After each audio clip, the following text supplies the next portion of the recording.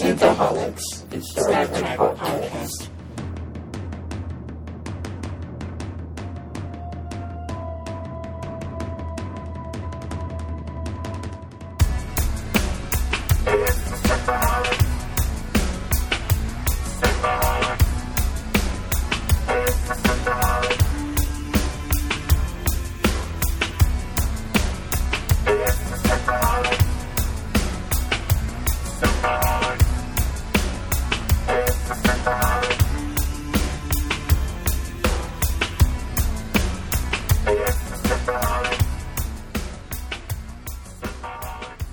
Welcome to Synthaholics. This is your host, David Duncan, and with me is Aaron O'Brien, and Captain Foley is with us tonight. That's right. Welcome. Hey.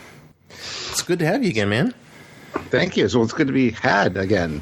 That sounds kind of dirty, but it's good to be back. I love you guys. I mean, we do things dirty here, you know that. I think the first time we had you on, we said something especially bad, and you rolled with it, so I was like, this guy's awesome. That's exactly how I roll, man. So if you don't know Captain Foley, he is part of the duo over on Trekyards where they take ships apart piece by piece and they analyze them. And actually analyze some other aspects of Star Trek as well. Like you guys just did the Picard maneuver and the Kittimer peace accord stuff. So and while Discovery was on, they were doing every day something new about Discovery. It was great. Yes. Yeah, we're gonna have something Discovery-esque every week, I think, until it comes back in January. I don't know. We're gonna try. Well, speaking of Discovery stuff and news, there was that nice behind-the-scenes production video that came out like a couple days ago. I guess it'll be a week by the time you hear this. Yeah, absolutely. That little trailer that they sent that they're actually recording and setting the whole thing up. We got a couple scenes of uniforms. Yeah, but they have the red uniforms, and I'm like, what? Mm-hmm. Did you do that too, Stuart? I did. Yes, I did. And they kind of tie in with Star Trek Beyond. They look Kelvin-esque, which is sad.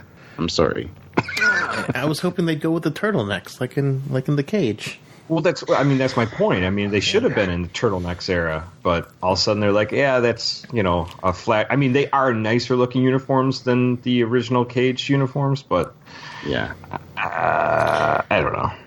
Do you think they're jerking us around with Spock because they've been hemming and hawing about whether Spock is going to be ended or not? I don't mean like a Pike Spock. Because they've said for sure young Spock's going to be in a flashback, so I'm guessing that's adolescent, young, like flashback era Spock, but not current prime timeline Spock. And they keep hemming and hawing over that, but they used a ton of Spock quotes in this little trailer. So I'm like, are they just screwing with us? That I don't know. I'm curious to find out myself. It's why would they build a bridge and then cast Pike? And not cast Spock, not cast anyone else. Why would you go through all that trouble? Maybe Spock's missing. Maybe he's kidnapped, or maybe something happened that they had to use Discovery's jumping spore powers to go find him. Discovery Season 2, The Search for Spock. And did you notice that the quotes they used from Spock was kind of scattered all over? It wasn't from the Cage or anything like that. They were kind of different quotes from different time periods of Spock too. Yeah.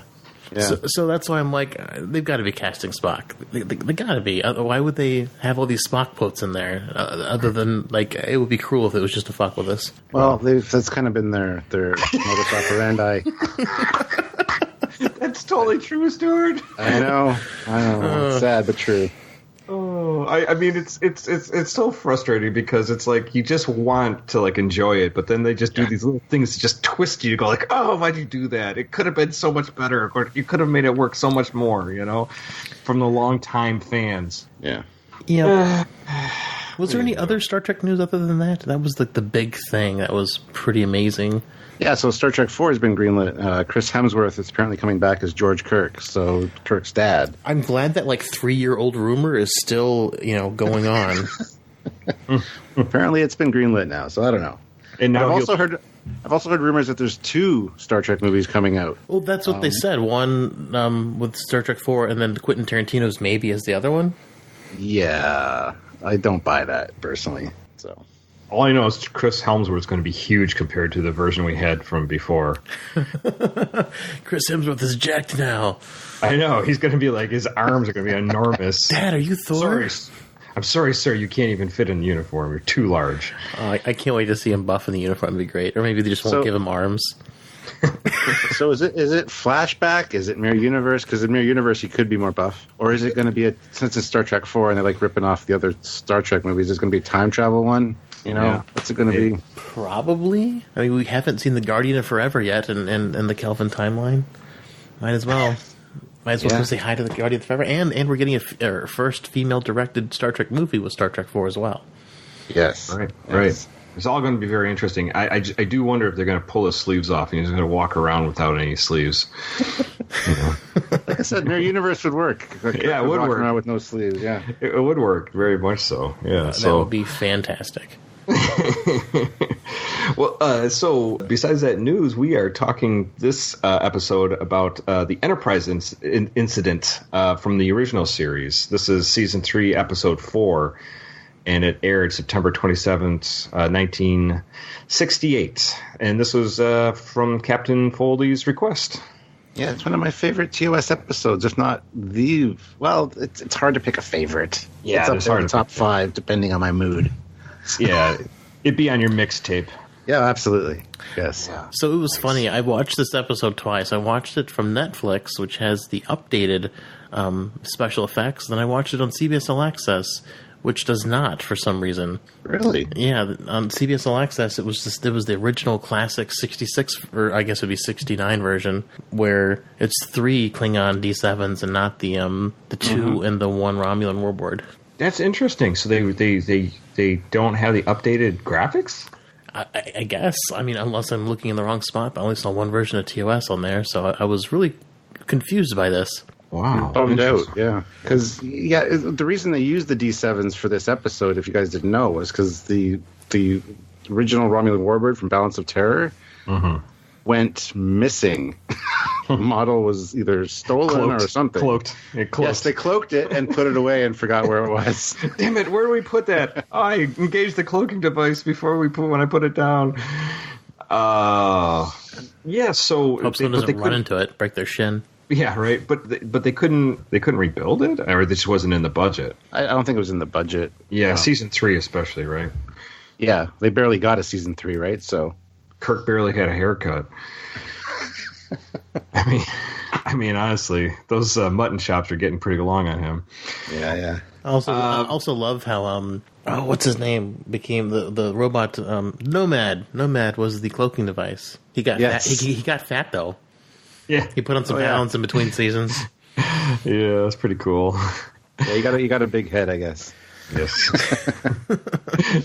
that's hilarious. All right, so should we start off with just breaking down this episode? Yes, sir.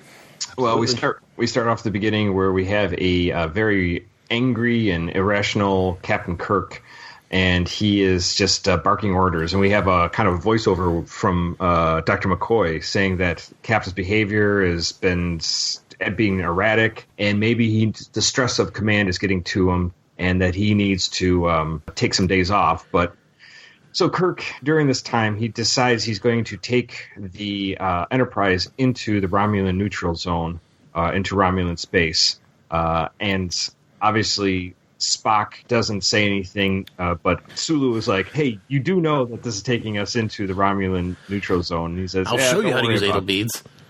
I'll show you how to do it the right way. Check off, you too. Because he's like, I'll tell you when it's right. And then, of course, once they get into Romulan space, they are quickly surrounded by Romulans now using, as we said before, the Klingon-style D7s. And we get one warbird as well. Depending on which version you watch. Yeah, exactly. But the one of the D7s have some, at least the one that we could see that clearly has some cool bird feathers all painted. Well, that's because it was an upgraded K-11 Stormhawk. Because that's what the Romulan versions of the D7s were. Really? Yeah. Really? And what did they give for information to retcon that? Like they stole a bunch of them, or did they just You got to watch our episode on it. It's the Klingon Romulan Alliance and Technology Exchange of 2267. So it happens in year 2 of TOS. The Klingons and the Romulans team up because the Romulans need a new, more stable power supply for their newly updated cloaking devices, and the Klingons have that, so they do a trade. The Klingons give them some of their D7s. The Romulans give them some of the older cloaking devices. That's why the Klingons get cloaking devices, as we see in Star Trek 3 later. So there's a nice technology swap there.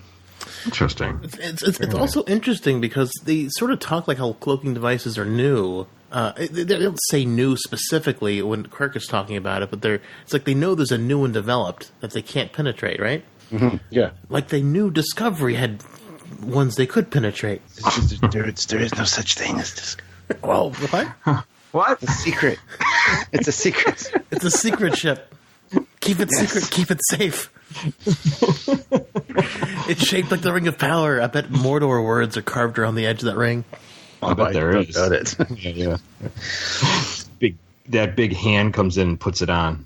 Anyways, we go into the next, after that commercial break, Kirk tells Uhura to contact Starfleet Command and just to send all their log entries over to them.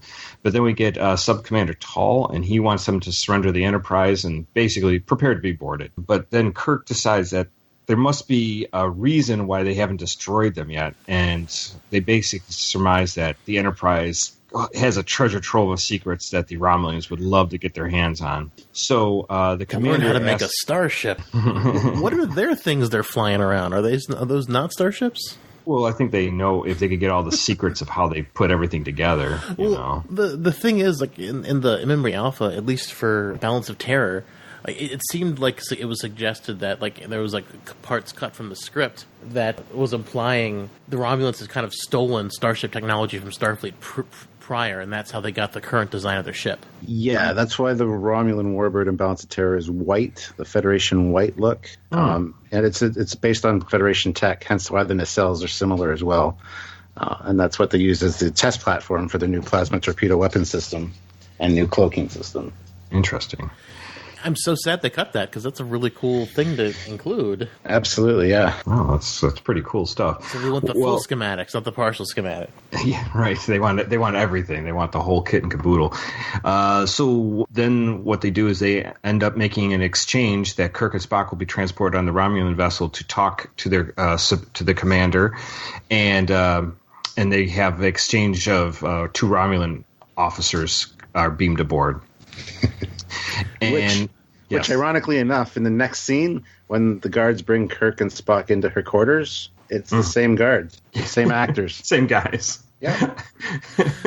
Weren't you... They were twins, didn't right? you just... They were two sets of twins. They're clones. Romulus and Remus. Yeah, there you go. There you go. And so then we have the next thing we have is that obviously the commander is a female, and this is where we get to see the Romulan commander and Spock have their little, I don't know, what do you want to call it? Flirting? I don't even know if it's flirting. Is it flirting? Sexual tension. Sexual tension. They rub their hands together a little bit. They did. They do. Well, that's how they do it. The commander points out that there's no way to make a Vulcan speak, but she could torture Kirk to make him confess his crimes. Or try the V-spot. Yeah.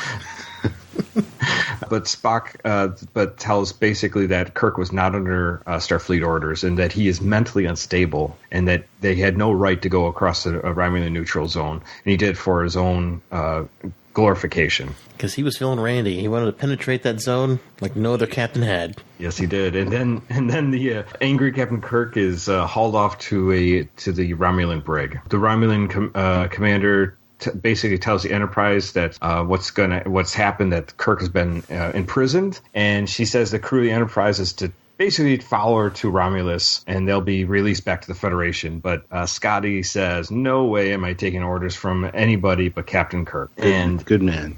Yes, he is. He stayed strong. He didn't go, "Oh, all right, whatever." But then the Romulan commander tries to tell Spock that, obviously that her and Spock, they were like cousins together, and he should take command of the Enterprise and take it back to Romulus. So she's trying to appeal that by his lineage with the Romulans, and that these humans have got to be annoying to be working with for all these years. But Spock does kind of say it has been a little annoying working with these humans, and they're so emotional, and they smell bad.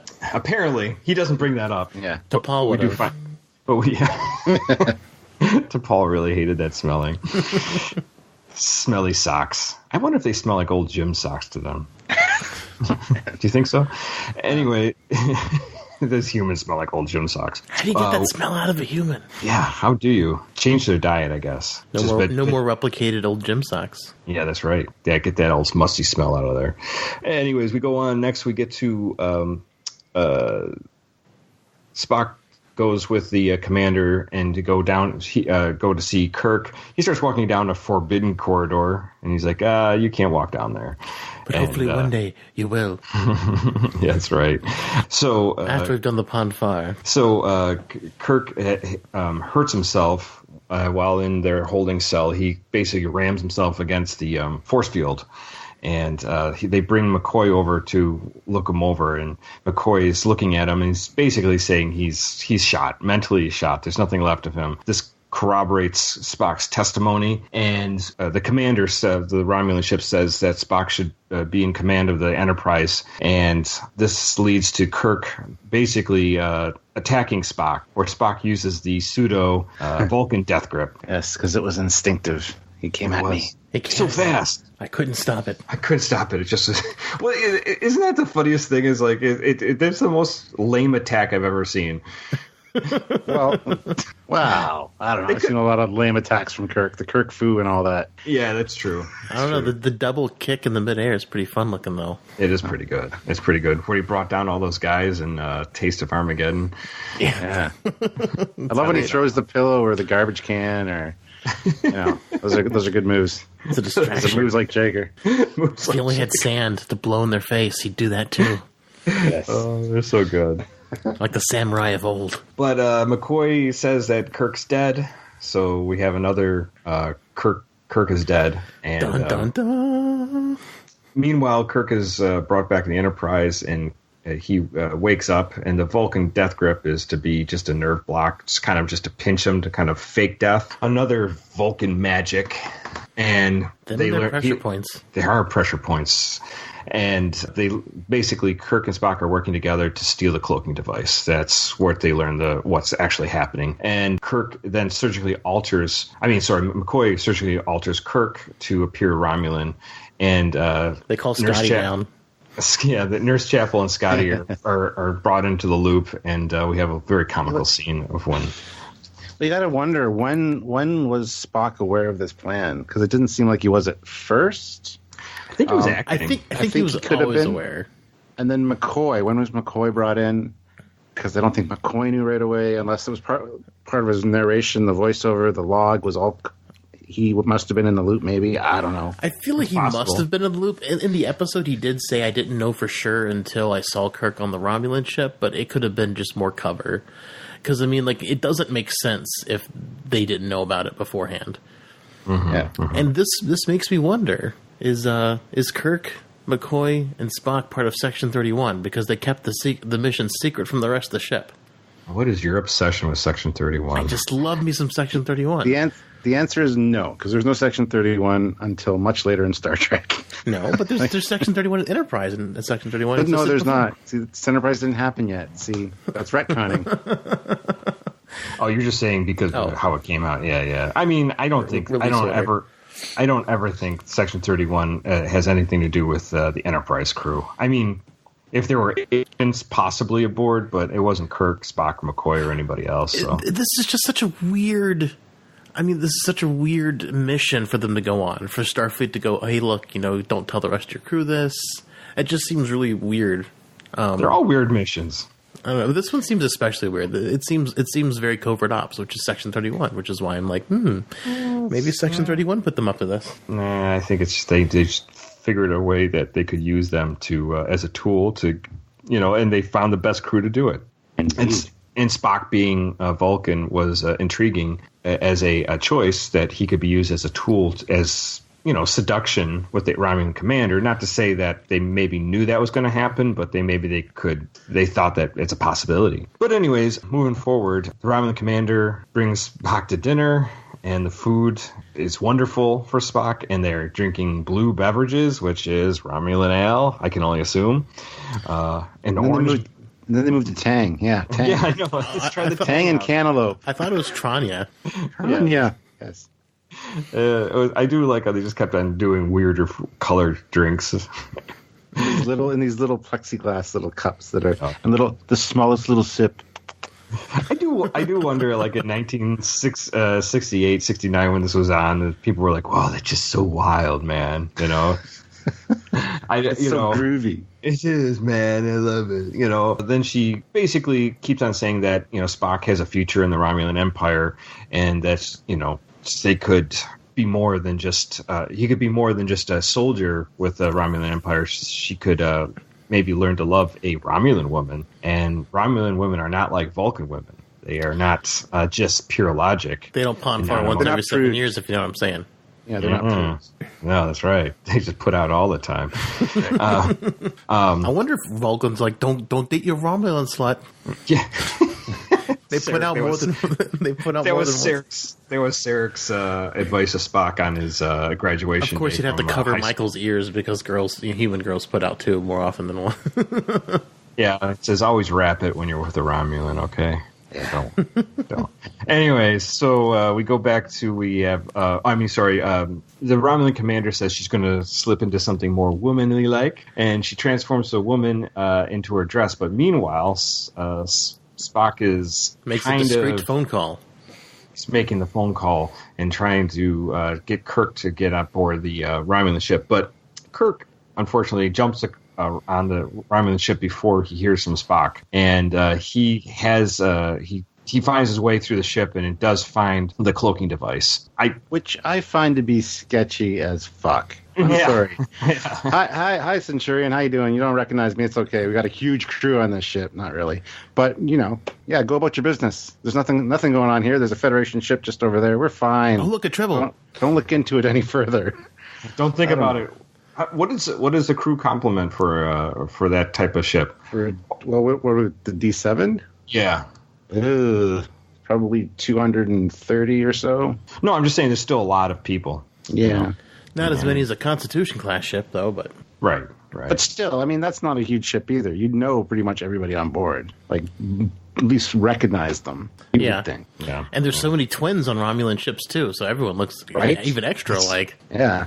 You're not one of the standard package clones. Who are you? Who are you? I don't know what you are. You know that spy I keep talking about? That's me. So Kirk made his way down the forbidden corridor. He's like, I'm looking for the cloaking device, and the guy looks over at it. It's like, that's how he looks right at it. You mean Section 31 training to figure out where the thing is. Tal Shiar training is all going to shit. Anyway, so hopefully none of these guys are part of the Tal Shiar, otherwise they're going to get some severe beatings. But when he's in there and he's basically getting ready to steal the cloaking device, that's when Spock calls him, and he's like, I'm going to steal it right now. But unfortunately, the sub-commander of the Romulan ship, Tal, intercepts the call, and he runs down to the commander's room, bangs on the door, saying it's really urgent. And not now. I'm trying to bone Spock. I know. We're firing really hard here. And the fact she walks in the room and he, not very well, hides his communicator as well. I mean, that was just a little bit much for me. Anal beads. It's just anal beads. I'm just getting ready. Well, you're just bringing out the anal beads. Yes. Well,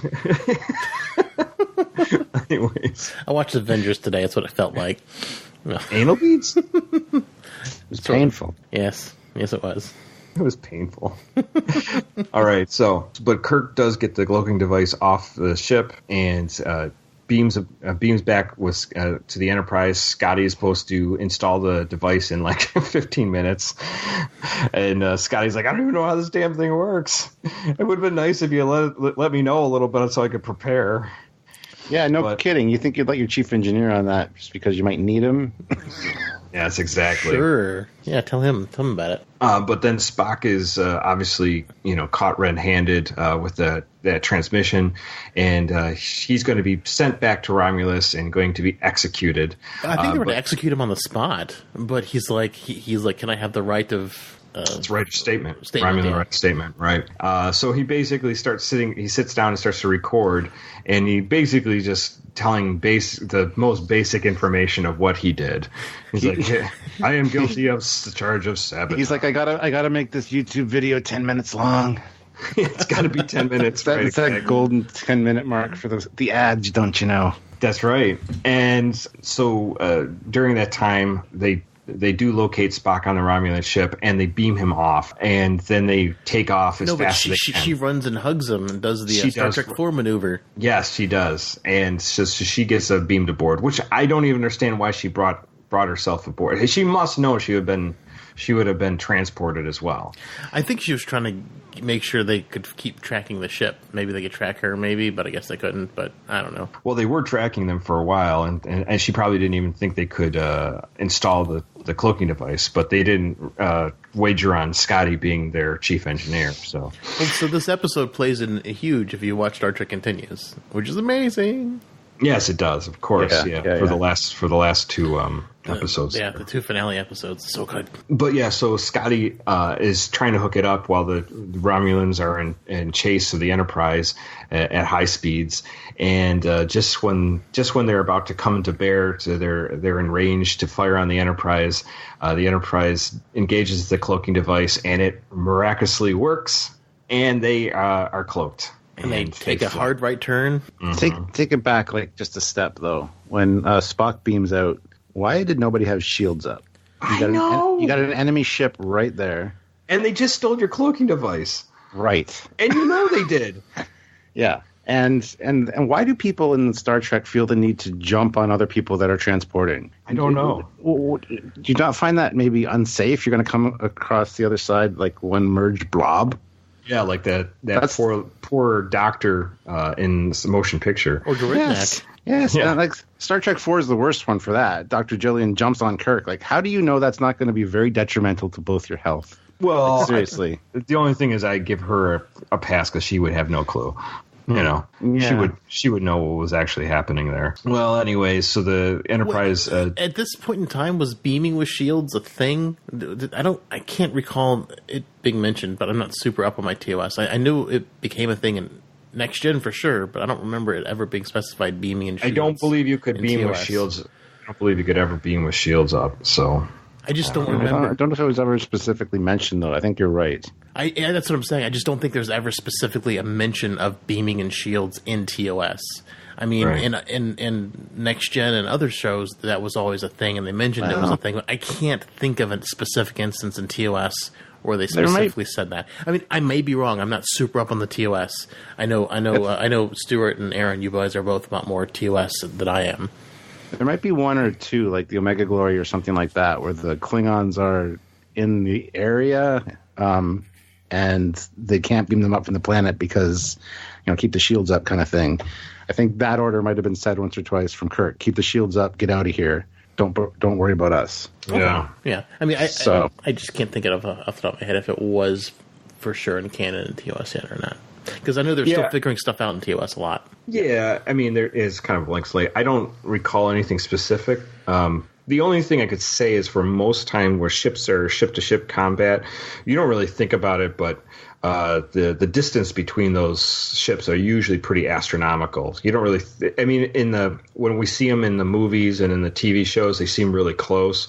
But if you think about how fast they'd be flying at each other and how fast the torpedoes and phasers be shooting, they're a lot farther away. I think they just do that obviously to make it look more action packed. Yeah. So it's possible that transporter range wouldn't be able to actually go as far when they're in a combat situation. Because if before that, you could probably just beam a bunch of troops onto your ship without you even and take over the ship. So. Anyways, just a thought. Well, okay, interesting fact. I got to jump in here. Mm-hmm. Transporter range is about 10,000 kilometers. Mm-hmm. If you play Starfleet Battles, you know how the board is a bunch of hexes? Yeah. Right. Each one of those hexes is 10,000 kilometers. Okay. So, yeah, it kind of puts it into scale for you. Yeah, 10,000 kilometers is enormous. It's really long. It's a long way to go, so... That makes sense. That makes sense to me. Well, anyways, just to wrap up the episode, the Enterprise does get away, and then Spock is going to take her to her quarters on deck 2, and we take the longest. Jeffrey are not minute and 34-second turbo lift ride to deck 2, where there are no quarters anyway. Right below them. Yeah. And he confesses that he was his only interest was the cloaking device, but he says that basically that don't believe me that you did make me somewhat interested in certain things. I did get a semi. Yeah. I won't lie, I did get a semi. And then Kirk runs down to get his ears cut back because he didn't want to look like Spock for the rest of his life. And Spock it is a Romulan, though, I gotta say. Yeah. So, and that's it. And the episode wraps up. So, excellent episode. Stuart, you picked this episode and you are a guest. I would love to have your takeaways and thoughts of this episode and why you picked. Well, I picked it mainly because I love ships. And I know in the remastered there are the D7s or the K-11 Stormhawks and the Warbird, which is cool. But the fact that they're using Klingon tech in the original version, I think is cool. It's a nice little nod. It turned into the whole technology and treaty exchange, which worked out pretty cool. So it's all ship based. There's no planet going on. Right. The subterfuge, the stealth, the World War II-esque vibe of it really was appealing to me. I really like that. Stealing, military secrets are the most fleeting of all, after all, don't you know? So, yeah, I just really love this one. The acting was pretty good as far as Shatner and Nimoy went. And Nimoy and the commander, Romulan commander, is fantastic. Yeah. The centric, but I mean, it's TOS, so that happens all the time. Right. No, but overall, I really loved the whole feel of it. It was just a fun, kind of out of character adventure almost. But it was, as with a lot of things, like Deep Space Nine is now my favorite series. I think it's because it parallels the real life events of World War II very well. And you can't make that stuff up. So I think that's one of the reasons I really like this one, because it kind of steps away from the traditional TOS formula a little bit. And kind of makes it something we can relate to, right? Especially if you're a history buff, which I am. So I absolutely loved it. I thought it was great. Dave, how about yourself? It's a real fun episode. It does raise a lot of questions for me. Like we were mentioning earlier, it's like who was in on this and when were they in on it? And to me, it makes more sense for them to be in on it. At least the three of them to be in on it at the beginning. But that way, part of McCoy's subterfuge is his log, so that if anyone listens to it, they can think he's clueless too. Yeah, but the fun thing about that too is you feel like you're a crewman on board on the bridge. You don't know what's going on, so you're kind of in that. What are the higher ups doing? It's kind of like a lower decks episode, right? You don't know what the command staff are up to, and it's all mysterious. Yeah, well, of course. It's like a lower decks episode from the audience point of view instead of the audience point of view being where the leaders are. It's definitely an interesting way of doing it.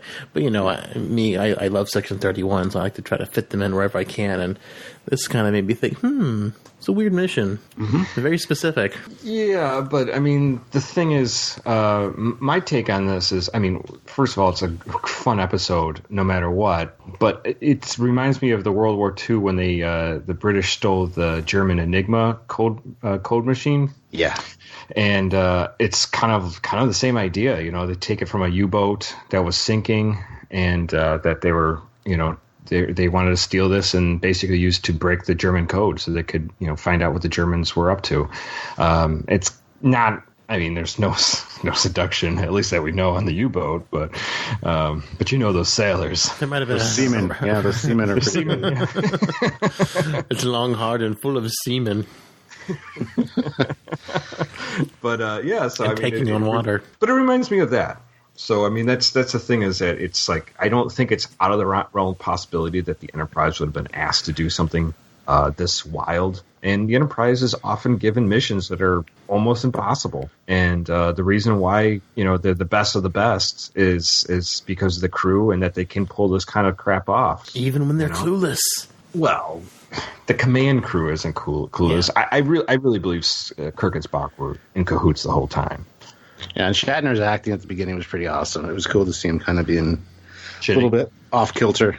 Yeah. He can play an angry captain for sure. But yeah, that's the thing is, and Spock playing kind of just like not maybe the doubting second officer is an interesting take between the two, because we don't usually see that as much. Spock might question him here or there, but most of the time it's he's right behind him for the most part. So, but the fact that they could pull that off with their crew, but I do think Scotty should have been probably in the loop sooner. Just read up on all the literature available on cloaking devices of what we know so far. So, and just do you want to know how it worked? Seriously, they tied it into the shield deflector grid. So the grid on the ship that makes the shields go up. That's what they tied the cloaking device into to make it invisible, because it covered the whole ship. Right, exactly. That's interesting. Yeah, watch Trekyards, guys. We do, but you have a lot of videos. I'm telling the fans out there, watch Trekyards. Oh, yeah, I do. But you do have a lot of videos, you have to admit. We do. They do, and I just started watching Trekyards a little over a year ago because I found the saucer separation episode. And I'm like, oh, and I told Aaron right after watching, did you know D7s can separate? That's pretty cool. And he's like, what? Yeah. He's like, yeah, Trekyards. They actually do it in a comic book, which we didn't have the illustration for at the time. And like last week, I was talking to Samuel on Skype, and I'm looking through this comic. And I'm like, oh, look at this picture. We should have scanned this. And it's the boom separation on the D7. I'm like, That's really? Awesome. Yeah. Oh, was it a newer or older version? It's in one of the IDWs, so one from a few years ago. Okay. Right. Yeah, I know they released a whole bunch of older Star Trek from the 80s and 90s, like some that were written by Peter David and stuff like that recently, like as collections, but I haven't gone through all those. And those are all kind of basically around the movie era for Star Trek. Which are fun. Oh yeah, but yeah, I still have a lot of retro Trekyards to catch up on, and the new stuff as well. Sorry, we keep pumping it out. You do. And I need to get back on that horse soon, pumping more stuff out. Yeah. I know. You get into your pumping phase. Oh yeah, because we were talking about the burritos and shit last time. The burritos on the ship? No, that I had burritos on my pants last time. That's why YouTube took down my videos. Right, yeah. That's right. Yeah, last week's joke. Is that why they took it down? Yeah, my burritos. No, they took. No, they still take down my Star Trek stuff for copyright stuff, even though I don't use video. Ironically, the one I used video in is still up. What? Yep. YouTube's weird. I'm missing 4 or 5 of my Star Trek Discovery reviews just from using still images. Oh man. Yeah. It's a very weird thing. He's always butting heads against YouTube and Facebook, apparently. Yep. The bots don't like you. They don't like me. I shared my Moscow Mule. I got banned for 3 or a week. Because I think they thought it was a Russian bot because I said Moscow. There was a link. I was like, oh, okay. That's how you're playing this game. Moscow Mule is a real drink. It's a drink. Algorithms don't understand context. Because context is for kings and not algorithms. That's right. That's right. Yes. But anyways, so it is interesting that you bring up all the changes in the Klingon D7s and the reasons why they made that trade. It seems odd to me that the Klingons would actually have a better power source for the ships than the Romulans. More stable core. The Romulans. Sorry, I don't want to get technical. No, go get technical. I like it. I like when you get technical. It's good. The Romulans in TOS had standard, older atomic powered systems. I know, in TNG they moved to a quantum singularity, which is basically a black hole that powers a ship. Sure. That wasn't the case in TOS. So they needed something more stable and more reliable than the older nuclear style stuff that they had. So that's why they went to the Klingons and basically used them. Because you got to remember, the Romulans were refugees from Vulcan. They only had the ships that they left Vulcan in, and they had to, take over Romulus and build an infrastructure. They didn't have the infrastructure in place. Mm-hmm. So the Romulans in Starfleet battles are kind of behind the times as far as being an advanced warp culture. So that's fascinating that they made such a giant technological jump from nuclear to what they brought from the Klingons to we're just going to harness a quantum singularity. They're probably stolen from somebody. Yeah, likely. Lots of stealing in Star Trek. Oh, of course. But I feel like the Romulans should be smart enough to do it on their own, whereas the Klingons would be the ones that would need to steal it. The thing with the Romulans is, although they're kind of obviously based off Rome and the Roman Empire, I think that they really there's so much backbiting and there's so much political intrigue constantly and people getting blamed for this and that, and it seems like a very difficult landscape to build any kind of real technological growth in a fast pace. Did you get a guy like Nero who burns down half of Romulus? I'm sure. I mean, well, yeah. I mean, kind of. They do stuff like that with what's his name in Nemesis. Shinzon. Shinzon, yeah. So, anyways, it's not the right environment for growth, and it's strange to me that the Romulans and the Vulcans. But they have an empire. They had to have had some kind of growth if they have if they've conquered an empire and there's a clear neutral zone to not need to go across. Small empire. Yeah. Initially, yeah. But yeah, and it's the lack of that infrastructure because they were one with Vulcan at one point and they left. So they had the old ships that they left on, and that's pretty much it. They had to build a new civilization on a new planet from scratch, essentially. I just assumed they were the Vulcans who didn't want to follow the ways of Serac, and they was like, "Fuck you guys, we're not doing logic. We're going to stay angry." That's right. Peace out. They rage quit civilization. Throw their controllers on the ground. Damn it, I hate this. Damn. I'll wait for the next version of Civilization. That's right. It's Sim Civilization, or Sid Meier's. Well, how long ago was it? Because it has to be far more than 200-300 years. For the Romulan schism? Yes. Oh, that's a good question. I don't know offhand. Yeah, it would have to be 500 years or more. That's what I was thinking. Yeah, it has to be a long time. But I mean, if you think about it, if they flew all the way to Romulus and they set up camp there. I would say it had to at least be 100, 200 years before Enterprise. And if they're on atomic engines, it could take them even longer. So who knows how long it took them? It could be like a whole Botany Bay thing where they're frozen. Well, I guess it depends on when Serac was around, when the split happened. Yeah, right. Well, it might not have happened right afterward. It could have been a slow change in civilization. They could have said, "Hey, screw this. We don't like this anymore." I smell a future Trekyards episode coming up. I need to do research. I know. There's a lot of... that's what I like about you, Trekyards. You're always trying to find those little unanswered little questions and just do your digging and find out your best thoughts on something. Because there's a lot of little unanswered things in Star Trek. Aaron and I would just find them occasionally, then just speculate. That's all. Yeah. And then we let it go. Yeah. We don't actually do any of the research. We just talk about it. We speculate. Well, I remember growing up, there was FASA and Starfleet battles and stuff, and they kind of filled in those details. So I remember I have these little nuggets of memories of things that I heard over the years when I was a kid, when there was no internet. And I love sharing those and adding those into our research to kind of embed that in the mythos of Star Trek, which is really cool. I know. Absolutely. Those FASA books were great. I had a lot of those too, Stuart. I enjoyed it quite a bit. Unfortunately, I didn't get to play the game as much as I'd like. A lot of my friends weren't always into it as much. And did you feel the same way that the character creation thing was a little clunky? Yeah. It was more of a Starship thing for me. I didn't even actually play the FASA Starship Simulator at all. I had the miniatures. I didn't even have the game. Mm-hmm. I had the miniatures, and we used those miniatures, me and my brother, for Starfleet battles, which is a different game dynamic altogether. But how did you make the changes if you wanted to put a Excelsior class or Bird of Prey, because they didn't have those? Well, we would just use the Excelsior for a Dreadnought or something like that. Oh, okay, gotcha. Because FASA was the movie era. They had the rights to the movie era stuff, and Starfleet Battles had the rights to the TOS stuff, so they're uniquely different. But you still had the Constitution class miniatures and stuff, which was neat. So sure, absolutely, yeah, no, that's cool. Yeah, FASA for the time, especially late '80s, well, mid '80s, late '80s.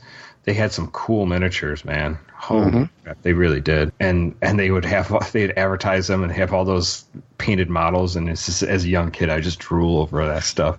Yeah, send check or money order, and I'm like, I don't have any money. I don't have a checking account. Yeah, I used to drool over those pages all the time, and and there's lack of Star Trek merchandise accessible back then, and now I've got room full of it. I made up for it since. You're making up for lost time, exactly.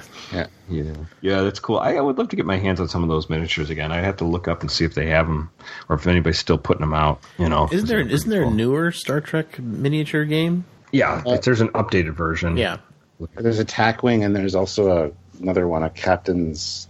I can't remember what it's called now. Yeah, Attack Wing, because don't they have a Star Wars Attack Wing also, where they have Star Wars ships? It's the same or similar system. Yeah. Nice. Yeah.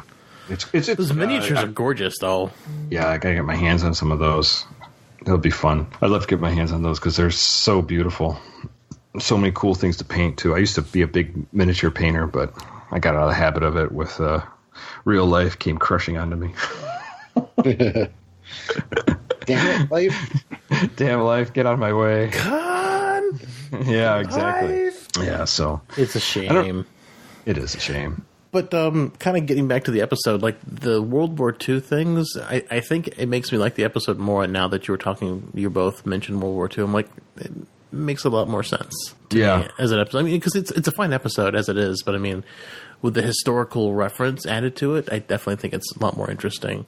And I do remember that story about that you were talking about, Aaron, with the you're stealing the plan so you break the code. I'm like, yeah, that's the cool. Enigma, code breaker. Yeah, because it just didn't cross my mind when I was watching the episode. So now that I can look back and think, that's pretty interesting. And even Balance of Terror was the same thing. It was the sub versus sub. Can't see the enemy. Submarine battle. It would make a good stage production. Balance of Terror, actually. Yeah. Just that cat and mouse kind of game. The intrigue. I love it. It is. That actually, growing up, that was one of my favorites just to watch because it was just it really felt like a real starship the ship-to-ship battle would be like. It's just there, out there just facing each other and trying to find each other and blow each other up. I mean, it's just great. So good. And the thing is, too, remember that, all these guys that were, in the well, not everyone, but a lot of them served during World War II. The writers, the directors, producers, Scotty himself. Yeah, a lot of them. Also, that's how he lost his finger. Yeah, a lot of them served, so they do understand these things, and the references are probably not lost on a lot of those people that were watching it at the time too. The generation that came back from World War II. So exactly, yeah. And maybe the kids too who grew up with those people. That grew up with them and kind of and heard the stories at the dinner table of yes, yeah, exactly.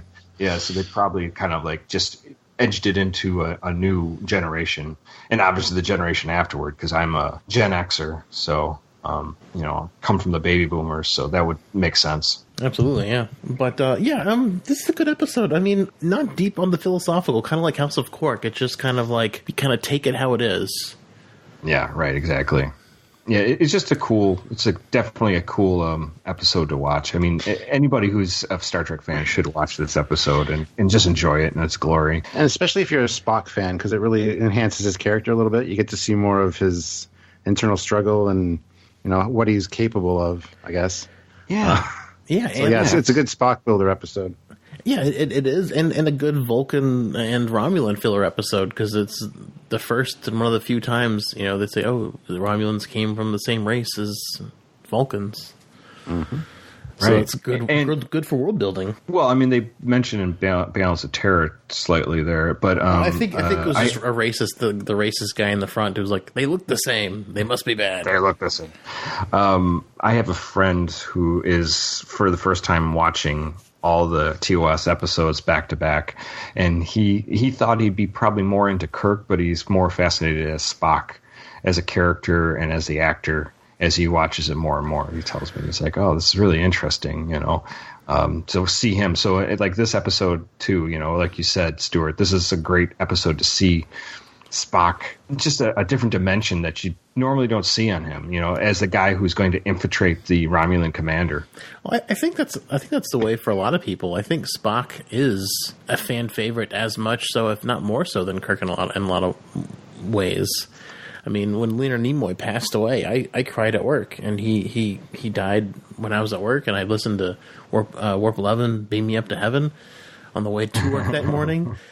I mean, that's like etched in my mind that I listened to that, and then I found that he passed away, and he's still my Facebook picture because I put it up the day he passed. Yeah. And like, I love Kirk and I love Shatner, but I don't know if I'm going to have as big a visceral reaction to Shatner passing as Leonard Nimoy. I think Even though I've met Shatner since we got to take our picture with him last year, and I got to sit in this panel, I still think Spock's going to be a bigger deal when from Nimoy passing away. Yeah, I don't know. I obviously Nimoy says a legend, of course, but I just wanted to be Shatner so much and Kirk when I was growing up. So maybe I just wanted to kiss all the girls. I don't know. Tired of getting wedgies because we're the nerds. And it's like, I want to be like Kirk. He gets the chicks. He gets the chicks. Yeah, I get the swirlies, so that's not fun. I mean, overall, it was a great episode. There are problems with it, of course, as there are with all Star Trek episodes, I think. My biggest real thing that bothered me about this one is, the Romulan's cloaking device. And not one mention was made to what happened in Balance of Terror. The fact that, we already kind of dealt with the cloaking device thing, but they didn't really talk too much about it being a new enhanced cloak. We kind of had to surmise that. I feel like they hinted at it, which is why they were going to capture it. Yeah, but I mean, they should have at least referenced. See, the TOS was bad for not referencing what happened before. Usually, yeah. Enterprise, a few times. Enterprise was way better for that because every week they were talking about what happened last week or the week before or the month before because they were the first time out in space, right? Oh, they did. But even Next Gen, like I didn't think Next Gen had many references, but first couple seasons, no. But I mean, rewatching it, they do them sometimes, like more than I thought they did. Yeah. Next Gen is better at it than TOS was almost like you could just start at any episode of TOS and not have to know anything else. Well, they didn't know such things as syndication back then, or the fact that each of these episodes are going to be analyzed by all these nerds in the future 15 times a day and talked about. Yeah, exactly. That's the problem with TOS is that nobody knew what it was going to be. Yeah. Yeah, it's true. No one knew what phenomenon Star Trek was going to become. It was essentially a failure. So exactly, if it wasn't for syndication, it would be a failure still. So yeah, crazy. Well, we did a Prime Directive series not too long ago with a bunch of episodes. And Stuart, I really wanted to ask you something. If this irked you, do you remember the Demon Planet episode in Voyager? Yes. And do you remember the second Demon Planet episode, which was like a season later? Yes. Did it piss you off? Because it makes me so angry. Because I just wanted to bring this up because and maybe since Aaron's had time to think about it, he can give an answer. Because when I told him why it pissed me off, he's like, I didn't even think of that. So. Mm-hmm.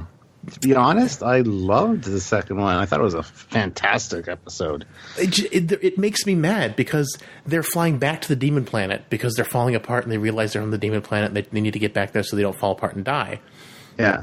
And so remember, this episode's almost exactly a season apart between season 3 and season 4, or whichever 2 seasons they're in. They're almost like enough episodes to make up a whole season in between. And there's usually a time gap in between seasons. So they go back.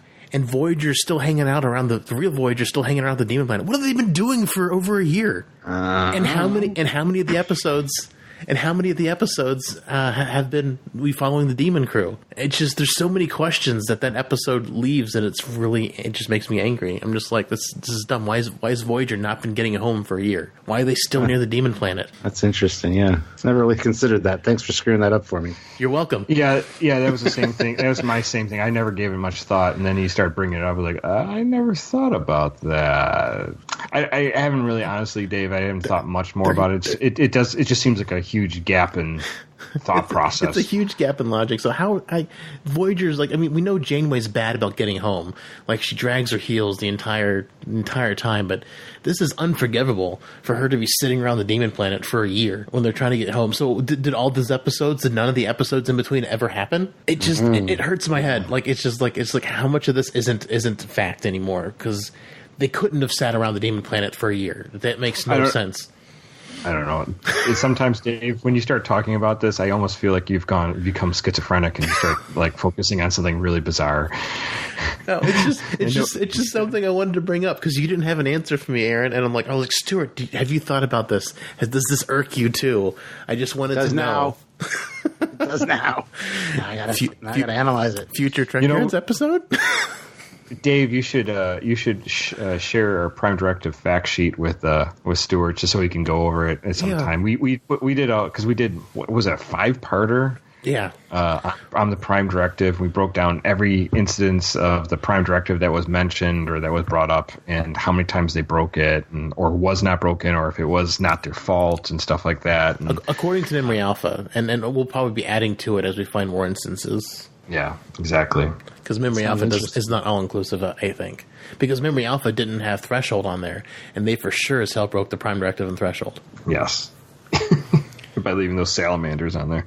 Absolutely. Salamander babies. That episode was good up until that point. That was a really good episode. Wasn't. The beginning of that was an awesome episode. I'm sorry. Threshold is good into the last 15 minutes, and then the whole episode falls apart. Like, if they would have played that episode for the horror angle, like if there was, like, the clicky creatures from Schisms, if they lived in Warp 10 space and they were, like, fucking injecting people with stuff to change them, that would be cool. That would have been interesting. But just the fact that just velocity, that's not even velocity, because Warp doesn't move you, it moves stuff around you, so you're not actually attaining velocity. So they're saying velocity de-evolves you, but warp doesn't accelerate you. So I hated the science because it wasn't science. It was anti-science. The first part was awesome. If they would have played up the horror angle, it would have been great. Well, Tom Paris losing his tongue was interesting. Exactly. Oh, yeah. And that's horrifying. If they would have done more scary shit like that, that would have been great. I don't know. I don't like that episode. It's a terrible episode, but that last 15 minutes truly ruins it. Yeah, for sure. Well, yeah, I just had random thoughts, and I wanted Stuart to weigh in on my Demon Planet two-parter conundrum. Yeah, I don't think I ever put that connection together because I don't think I paid that close attention to all the Voyager episodes. Well, it's just when we were watching it for the Prime Directive, I just looked back and I thought they were in the same season. And it would have been bad enough if they were in the same season. It irked me more when I realized they were in two different seasons. Yeah, right. It's a good point.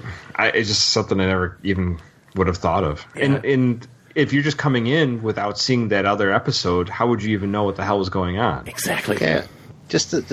Hold on. Wasn't the Voyager, when Voyager found the floating goo, they were speeding towards it though, because they had got a distress call and they found it and there's no ship here.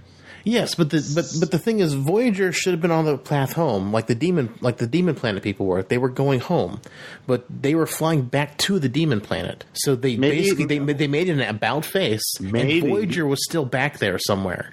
Maybe the demon planet Voyager got farther ahead. They found a wormhole, got farther ahead of the real Voyager, and on the way back, they just kind of intersected. Maybe. Because they didn't have the same adventures. Yeah, but that's the problem. We don't know which adventures which ship had, or if we never saw the real Voyager for the entire time, or if we only saw the real Voyager we only saw the real Voyager, I think. Well, the reading the Memory Alpha, they specifically left it ambiguous so that you'd ask that question. So the Enterprise incident, it's a pretty good episode. Yeah. Wow, way to go off on a tangent there. Yeah, I'm sorry. I just wanted some other input on my conundrum. I'll gladly come back and talk about that for a full episode. That'd be fun. Awesome. All right. Well, Enterprise incident was a great episode. It was a lot of fun. Thank you, Stuart, for joining us again. It was a lot of fun. Yeah, thanks. It was awesome. It's always fun talking to you guys. It's like just hanging out. I love it. Hanging out, having a brew, talking with your buddies about Star Trek. It's awesome. I love it. I love it too much. Absolutely. All right. Oh, where can we find you on the internets? Ooh, you can go to YouTube and type in Trekyards, all one word, and please subscribe. We got a lot of, as you said, we have a lot of videos. A lot of content. A lot of backlog to check out. So, and if you have a particular ship you like or an incident in Star Trek history or some piece of tech that you want to learn about, just type in Trekyards and that keyword, and you should find a video on it. If not, we'll get on it eventually. Star Trek Trekyards Demon Planet. No, it's not there yet. There won't be one yet, no. And you can find us on Facebook as well. There's the main Trekyards page where there's a lot of great discussions about tech and ships and just really cool stuff. And it's a great community. And we also have a few other Trekyards pages on Facebook as well.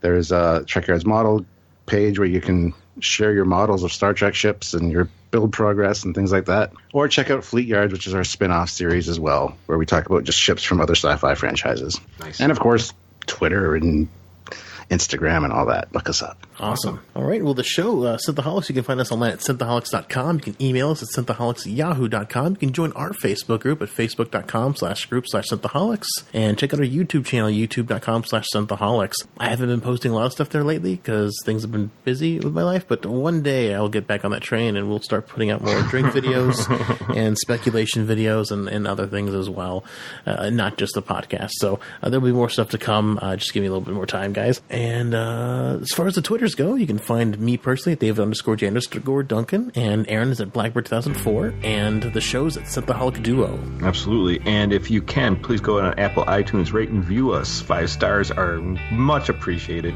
And leave a nice little comment in the comment section. Helps us get seen by the algorithms of iTunes and the podcast world. Also, if you have some money that you'd like to throw our way, we greatly appreciate any contribution you give us. Go to Patreon.com/Synthaholics to help grease the wheels of the ever-moving podcast empire of Synthaholics. Synthaholics should have its own empire, shouldn't it? Yeah, it's small like the Romulan Empire. Yes, when we just left Vulcan. But then also, they don't drink enough synth ale. Another great way to support the podcast is to tell a friend, tell your family members, your spouse, your boyfriend, girlfriend about Synthaholics, about if they like sci-fi, if they like Star Trek, and you want to hear the ramblings of TV shows that they enjoy. I mean, we get into all sorts of details, like you said. We've attacked this Enterprise incident. We did a huge thing on the Prime Directive, 5-part series on that.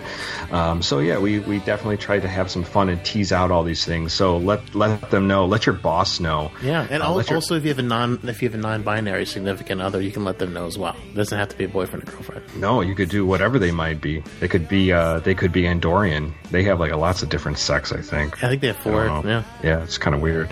Yeah. So yeah, word of mouth is a great way to support the group. Very much so. Well, thank you, Stuart, again for joining us. It was always great to have you with us. Absolutely. It was fun, guys. Yes, thanks for joining us.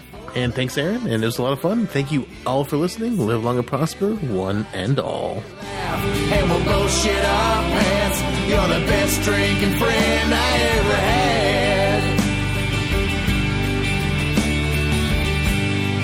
Woo! Cool. Yay! And we got our outtake at the end already, so woohoo. Speak to me. Hey, Dave. How you doing, Dave? I'm just trying to get the levels even. Can you say something, Stuart? I'm sorry, I can't do that, Dave. That's the best. You're the first one that's ever done that joke. No way. Yeah. It's true. I don't believe that for 5 seconds. It's true. Well, there you go. I feel honored. Better save that audio. Oh, yeah, I'm recording, so it'll be in the outtake. Awesome.